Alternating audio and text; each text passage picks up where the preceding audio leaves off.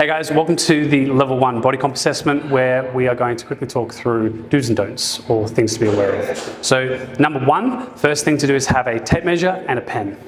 Number 2, make sure that you are in full black, professional attire. Number 3, create a comfortable, safe environment. So when you walk into the consult room, make sure it's clean, it's tidy, and it's ready to go. Number 4, have a piece of paper or have your laptop out so you can write down what you score.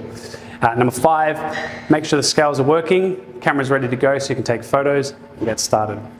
Now, once you've all got that all started, take about 3 to 5 minutes talking to the client, get to know a little bit more about them and say, great, got some more information about you. I think I'm really confident in what we need to do. Let's get started on your assessment, where we assess your baseline. The baseline is going to be 3 photos, front, side, and back. A little cheeky flex if you want. And then the second thing we're going to do is we're going to do tape measurements. So this is our first assessment of body composition. Now, they don't need to know that you're a VH trainer or you're a junior trainer, you're just learning the ropes. We just need to make sure we have a baseline of testing. Now, the more advanced assessment that we do is the body comp assessment. This is our gold standard because it does provide us a little more information. However, if someone's wanting to grow a body part, well, that tape measurement is going to be more powerful. So if you've got someone who wants to grow muscle, I'd probably combine the level 1 and level 2 so you can track that data in size and diameters. Okay, then once you've done that, you're going to go off, take the photos. If they brought a crop top, great. If they don't worry about it. Know that you can just take a picture of their front, their side, their back, and you can actually capture their posture and talk about what we're going to improve over time. Once you've got all that, get started with the training session and make sure to track that every 2 to 4 weeks. If someone's training with you 3-4 times a week, I recommend every 2 weeks. If they're training with you once or twice, then maybe every 3-4 weeks. So you're just getting dialed in the training session. This should take you no more than 5 minutes to take the photos and to do the tape measurements and a quick chat about little changes that you want to do. Now, what you need to remember is once you have that data, if it's up, if it's the same, or if it's down, make a change. Change the nutrition, increase their NEAT, train less or more, or recommend a supplement. I personally recommend 2 at a time. So I go, all right, let's work on subs and training, or let's work on your movement and nutrition, just to get a fast approach. Someone who wants to work on lifestyle well-being, pick one. But the recommendation here is get them to choose. An example when you've got your data with someone. Based off what I'm seeing, Carl, your sights have gone up. There are 4 things I want to look at with you today. I want to look at changing the lifestyle habits by moving more, increasing your sleep. Let's look at improving your training. So let's train a little bit more, increase your volume, or add another day. Change to your nutrition, or let's make a recommendation on supplements.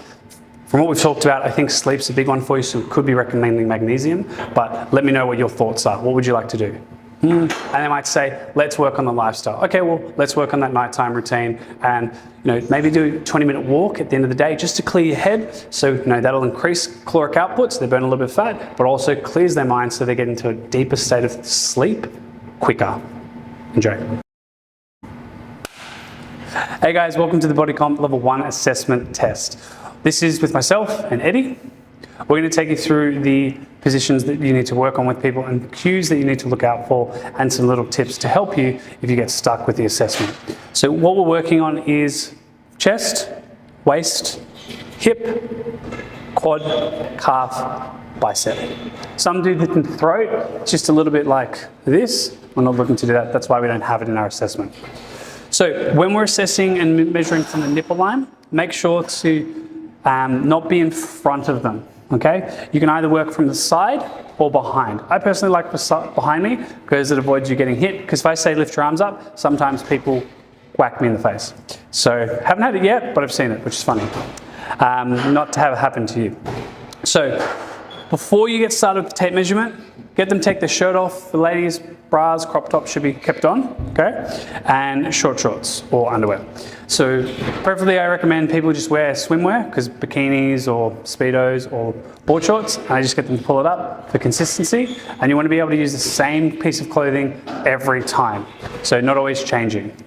Once they've got the clothing done, they get changed, get a picture of their front, then get them to turn side on, take a photo, and then get them onto their back. And there you go. Now, a sneaky little thing I like to do is flex for success. I get them to go flex as hard as you can, arms up, and that just shows up a little definition of the back and relax. So then, when we go to show them, we can show them an action photo and a standstill photo. Now, for the tape measure, it is going to face this way, and what I'm going to get him to do is lift his arms up to the side. Now, I reach my arms around, not to grab, but arms up and around, and I go, place the tape measure on your nipple line for me, please. Once he's done that, he relaxes his arms, and then I pull the tape measure in quite firm, and then I get a reading. Now, you might accidentally go the wrong way and go, oh, it says 53. It's probably because when you're measuring it, start from 1, okay? So make sure you always start with that side.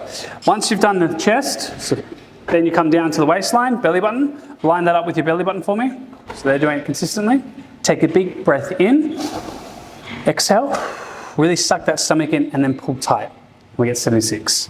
Then drop it down to the hip bone, so it's the widest part of the hip, or the glute, 96. And then from here, we get them to turn back to the camera, and to do the thigh, we drop down, equal tuberosity of the hip and the knee, bring it together, mid-thigh. Ask them to put their finger there for you, and then wrap around. Then you slide down to the calf, medius part of the calf, turn the thigh out, and then from there, boom, there you go. Standing up nice and tall, flex the bicep. Now remember, when you're flexing the bicep, thumb goes in, fingers, pull and twist, twist. So you peak the bicep, come over, pull me. And then we find that highest peak of the bicep, and that is 37. So that's how you do the assessment.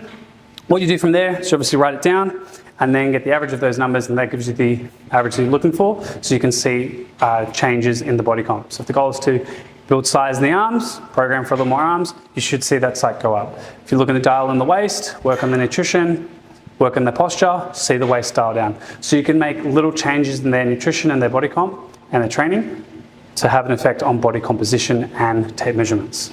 Okay, enjoy. Hey guys, welcome to the Level 1 Body Comp Assessment with myself and Giuliani. So we're going to show you how to work with females, because it's just a little bit different, because obviously they have breasts. The way you come into the consult can obviously mean a lot, because if you come in a little bit pervy, a little bit touchy, then that can be quite uncomfortable for a lot of people. So what you'll notice in the video with Eddie, we were standing behind him, and you should kind of respect and treat everyone the same way. But with guys, you can kind of stand behind them and it's a little bit quicker. But for females, I like to stand at 45 degrees. Reason being is you're not behind with your hands, you're actually on the side, and they can also see you. So let's begin with the body comp assessment, where we're going to go from chest to waist to hip to quad to calf, then to the arm.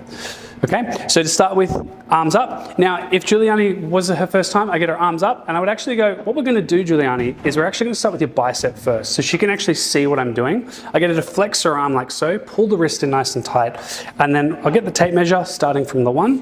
Find the biggest portion of your bicep, which is normally the middle. Find that, and I'm making sure I'm being seen the whole time, and I pull through, and that's 28. And that's what we're going to do for everything else.